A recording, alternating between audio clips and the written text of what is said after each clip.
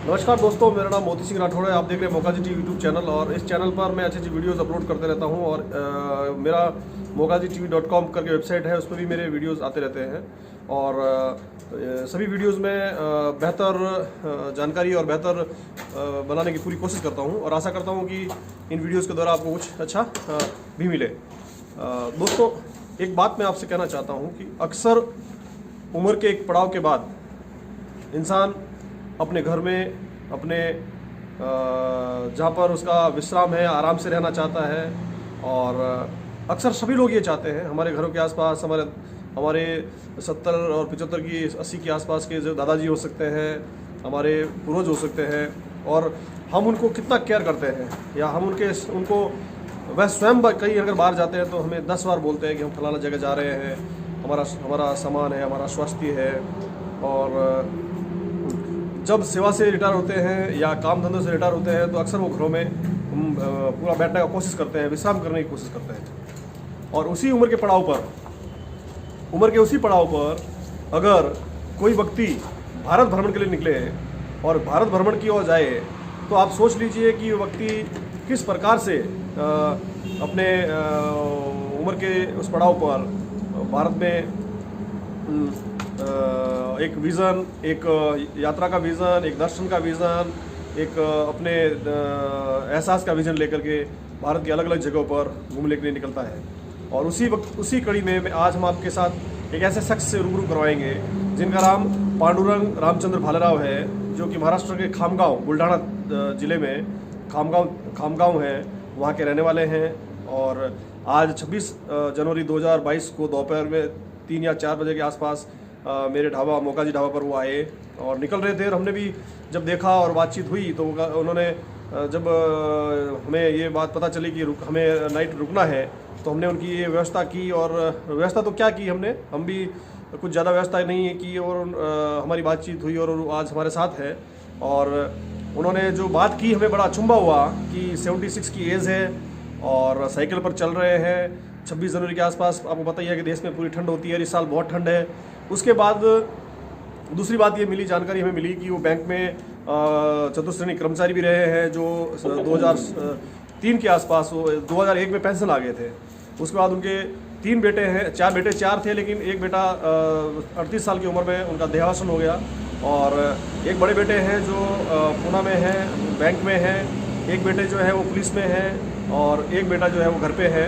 मेरी बात भी हुई उनसे और उनके पास एक खामगांव सब इंस्पेक्टर के से लिखित एक दस्तावेज भी है जिसमें यह दिया गया है कि हमारे परम पूज्य श्री पांडुरंग रामचंद्र भालेराव जी जो है भारत भ्रमण के लिए निकले हैं, तो उनका पूरा कहीं भी अगर मिलते हैं या कहीं से भी निकलते हैं तो उनके साथ कोई भी कठिनाई होती है तो उनको सहयोग करने की आशा।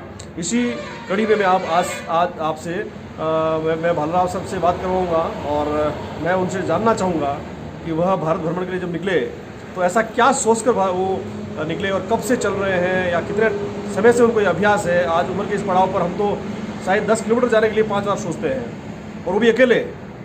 लोग बड़ी बड़ी यात्राओं में जाते हैं, बड़े बड़े पैदल जत्थों में जाते हैं, लेकिन उसमें भी अकेले नहीं चलते हैं। तो यह एक बहुत अजीब बात है हमें लगी कि एक व्यक्ति जो है अकेला साइकिल पर सर्दी की ठिठुरन भरी रात में, या कैसे वो मैनेज करते हैं, कैसे वो निकले हैं, किस प्रकार चलेंगे, कैसे आगे बढ़ेंगे।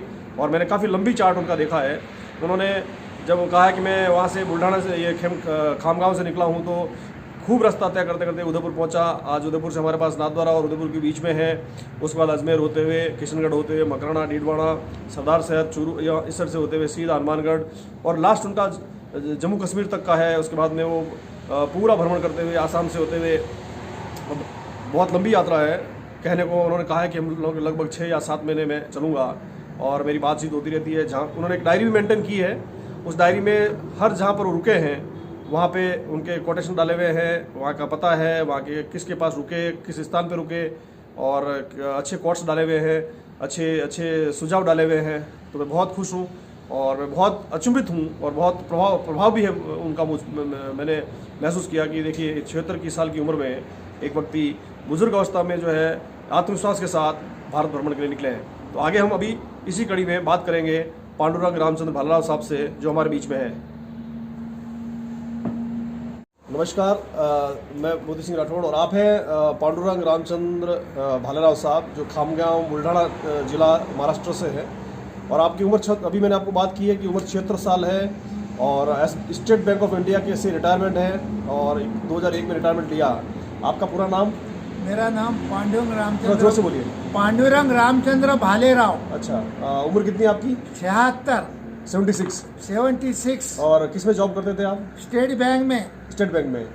रिटायर कभी हुए आप? 2001 में। कितने बच्चे हैं आपके? 4 बच्चे थे। अच्छा, अभी कितने हैं? पिछले साल एक बुजुर्ग 38 साल का, अभी 3 बच्चे हैं। बड़े वाले क्या करते हैं? बड़ा वाला पूना में बैंक में है। किसमें? तो बैंक का नाम ओके। और एक बच्चा किसमें है? एक दूसरा बेटा पुलिस में बुल्ढाना में। अच्छा।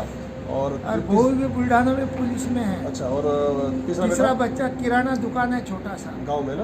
गांव में। तो आपने ये भालेराव साहब क्या सोचकर भारत भ्रमण के लिए निकले? हाँ, मैं बचपन में 9 साल का था जब मैं साइकिल चलाना सीखा। जब मेरी इच्छा हो गई थी मैं अपने गांव में इधर देवता के मंदिर होते हैं, उनके दर्शन करने को जाएंगे। फिर हमारी तरफ माहौर की देवी है, अष्टविनायक है, ऐसे हम पहले दर्शन करें। फिर 19 साल में पूरा महाराष्ट्र घूमा। अच्छा। महाराष्ट्र में 5 ज्योतिर्लिंग है, ओके। अष्टविनायक 8 गणपति है और 3.5 फीट देवी है। ओके। वो 19 साल में वो पूरा किया। उसके बाद में मैंने सोचा कि अपने पूरे भारत को परिक्रमा करने की है। मेरी ऐसी इच्छा हो गई। मैं मेरे भगवान को बोलते रहता कि मेरी वो इच्छा पूरी कर देते। उन्होंने मेरे को मार्गदर्शन किया। जब एक कोरोना चालू हो गया, जब उन्होंने मेरे को बोला कि दिसंबर महीने में निकलना। दिसंबर महीना लगने के बाद में वो भगवान ने मेरे को तारीख दी कि 30 दिसंबर को निकलना। जब मैं 30 दिसंबर को मेरे खामगांव से यात्रा को, ये 30 दिसंबर, ये जो भी 30/12 को अभी ये जो गया 2021 में मैं निकला हूँ। मेरे को भगवान, आप जैसे अपन मोबाइल से बात करते हैं वैसे भगवान मेरे से, ये मेरे यहाँ करंट लगता है, मेरे से बात करते और वो बोलते वैसा मैं निकलता हूँ। अच्छा। हाँ। आपको निकलने से पहले ये ऐसा लगा नहीं कि मैं बहुत लंबी यात्रा में जा रहा हूँ? जैसा कि हमने जो पेपर पढ़ा, हाँ। उसमें आपने जो प्लान बनाया कि मैं इस प्रकार से इन जिलों से, हाँ। इन राज्यों से निकलूंगा। हाँ। और इतना लंबा मेरा जो है सफर रहेगा। हाँ। तो क्या इसमें आपको ऐसा महसूस नहीं हुआ कि मैं बहुत लंबी यात्रा में जा रहा हूँ? नहीं, मेरे को कुछ नहीं और लगा। मेरा तबीयत और मेरा जो आपने शायद शुगर का भी मुझे बताया। हाँ। और बोला मैं टैबलेट भी लेता हूँ। हाँ। और सबसे बड़ी बात, अकेले हैं आप? हाँ, अकेला नहीं है मैं। नहीं, हाँ, ये आप मेरे साथ मेरे भगवान बजरंगबली, गोपाल कृष्ण है। बिल्कुल। मेरी माता है देवी वैष्णो माता। बिल्कुल। और वो साथ, वो मेरे को साथ लेके चलती, सब और हर जगह मेरे वो सहकार्य करती है, सदैव साथ रहेगी और साथ देगी आपका। देती है। मेरे को गारंटी, विश्वास है। उसने मेरा मरण भी बता दिया। अच्छा। पूरा 100 साल होने के बाद में मैं वैष्णो देवी की यात्रा करने के बाद घर पे आऊँगा, 100 साल होने के बाद में, और 8 दिन के बाद में जाऊँगा। मेरा पूरा विश्वास है करके वो भरोसे पे मैं यात्रा करने को निकला हूँ। ये बहुत बड़ा पूर्वाभ्यास है आपको। हाँ, विश्वास है मेरे को। और जैसा आपके आत्मविश्वास से लगता है, और आपका जो एक सक्षम आत्मविश्वास है, ऐसा नहीं लगता कि आज आप 27 दिन की यात्रा करके हमारे बीच बैठे हैं। हमें ऐसा एहसास नहीं लगता है, क्योंकि ऐसा ताजगी लग रही है, जैसे ताजगी इतनी अच्छी लग रही है कि शायद आप अभी अपने गांव से मात्र 2 किलोमीटर दूर हमसे बात कर रहे हैं। और जबकि आप बहुत लंबा रास्ता तय करके लगभग आप 27 दिन से चल रहे हैं। और 27 दिन में जो आदमी है वो कितना मुरझा जाता है, वो मुरझाया हुआ चेहरा आपका मुझे नहीं लगता है। क्योंकि ये ताजगी शायद ईश्वर की तरफ से है, आपका आत्मविश्वास है, उससे आपकी लगन है, उससे आपका साक्षात है, साक्षात्मक जो रूप से आपसे जो संपर्क है, उसी की ये जो है झलक है। हाँ। अच्छा, आप कौन कौन सी जगह से निकलेंगे आप? तो ये सब बताता हूँ इसमें दिया आप जो भी है। हाँ। वैसा तो एकदम नहीं बोल सकता, मैं पढ़ के बताता हूँ। देखो, मैं महाराष्ट्र से भुसावल, जलगांव, धुळे, साक्री यहाँ तक महाराष्ट्र का होगा। फिर गुजरात में व्यारा, राजपीपला, छोटा उदयपुर, कालोल, गोधाधरा, लोनावाड़ा और मोड़ासा और शामलाजी। हाँ, शामलाजी गुजरात का होगा। राजस्थान में अभी निकला हूँ, खेरवाड़ा, उदयपुर, चित्तौड़ चित्तौड़, भीलवाड़ा, भीलवाड़ा नहीं जा रहे आप, यहाँ से अजमेर, अजमेर जाएंगे, अजमेर, किशनगढ़ जाएंगे, किशनगढ़ और उसके बाद मकराना जाएंगे, मकराना, भीलवाड़ा, और मकराना, सुजानगढ़, हनुमानगढ़, अरे रावतसर है ना, रावतसर, रावतसर और हनुमानगढ़। हनुमानगढ़ जाऊंगा। उसके बाद में मैं पंजाब में जाऊंगा, बठिंडा, बठिंडा, मोगा, जालंधर, होशियारपुर। फिर जम्मू कश्मीर में जाऊंगा, जम्मू, कठुआ। कठुआ, हाँ, फिर हिमाचल प्रदेश में जाऊंगा, पठानकोट, कांगड़ा, हमीरपुर, बिलासपुर, शिमला। फिर उत्तरांचल में जाऊंगा, देहरादून, ऋषिकेश, हरिद्वार। उसके बाद में उत्तर प्रदेश में जाऊंगा, बिजनौर, अमरोहा, मुरादाबाद, रामपुर, रायपुर, बरेली, सीतापुर। फिर लखनऊ, फौजादाबाद, अयोध्या, खलीलाबाद। फिर बिहार में जाऊंगा, गोपालगंज, मुजफ्फरनगर, हाँ, मुजफ्फरपुर, दरभंगा, अरिया, पूर्णिया। अच्छा, फिर पंजाब बंगाल में जाऊंगा, सिलीगुड़ी, पश्चिम बंगाल, पश्चिम बंगाल में सिलीगुड़ी। अच्छा। फिर आसाम में जाऊंगा, आसाम तो में इस प्रकार से हाँ, लगभग आपका ये काफी लंबा है। हाँ। और इसमें आप जो लास्ट आपका जो है वो महाराष्ट्र आप निकले कर्नाटक से, मैंगलोर, मुल्की, उडुपी, हाँ। कुदापुर, कुमटा, कुमटा, कारवाड़, हाँ। एक गोवा आहे, माडगांव, पणजी, परिणाम से आप महाराष्ट्र वापस ओरा से आप एंटर होंगे।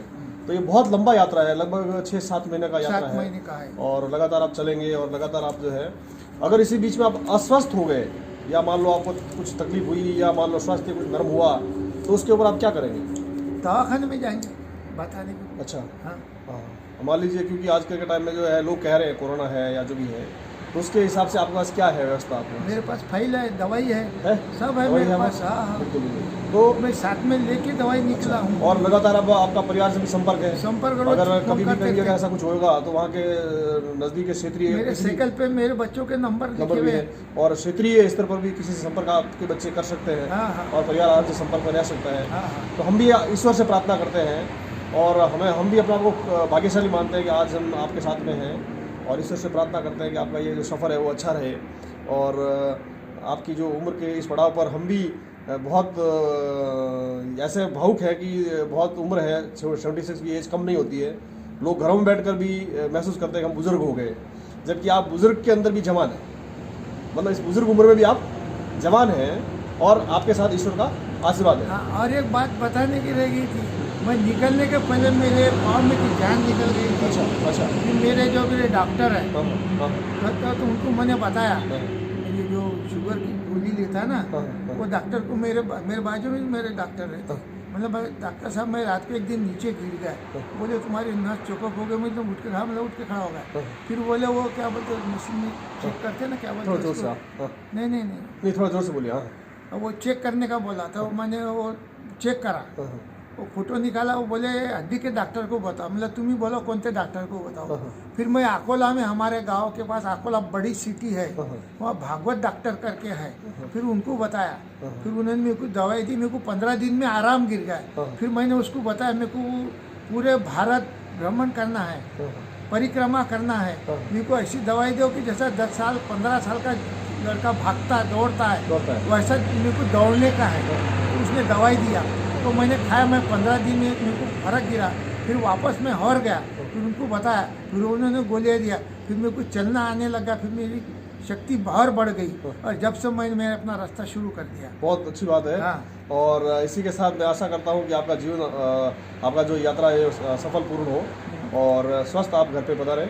और भगवान ने तो मेरे को यही शक्ति, मेरा मरण पर बता दिया, मेरे को विश्वास अच्छी बात है कि आपकी आपका जो बचपन से जो परमात्मा के साथ संपर्क है, उसका ही असर है आपके ऊपर। हाँ, उसका आशा असर करते हैं कि आपका सफर अच्छा रहे और आप हमारे यहाँ आए, रुके। जैसे माँ बाप अपने बेटे को बोलते हैं, बिल्कुल, वैसे भगवान मेरे से बात करते बिल्कुल, हैं। बिल्कुल। तो वो इसी मार्गदर्शन करते हैं, मैं चलता हूँ।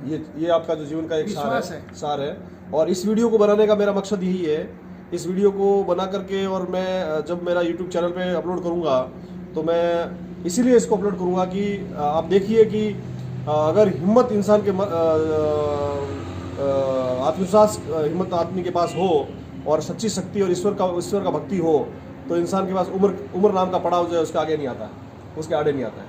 यानी हम अक्सर कहते रहते हैं कि हम बुजुर्ग हो गए, हमारी स्वास्थ्य कमज़ोर हो गया, हमारी अब इस पड़ाव पे हम क्या कर सकते हैं, लेकिन आपके सामने उदाहरण है कि 76 ईयर की एज में अकेले हम साइकिल का भी आपको बताएंगे कि उस साइकिल में वो सफ़र अपना करके आगे बढ़ रहे हैं। इसी के साथ आप देखते रहिए मौका जी यूट्यूब चैनल, और मैं आपके लिए वीडियोज और अपलोड करते रहूँगा। जय हिंद, जय भारत। ठीक है, अभी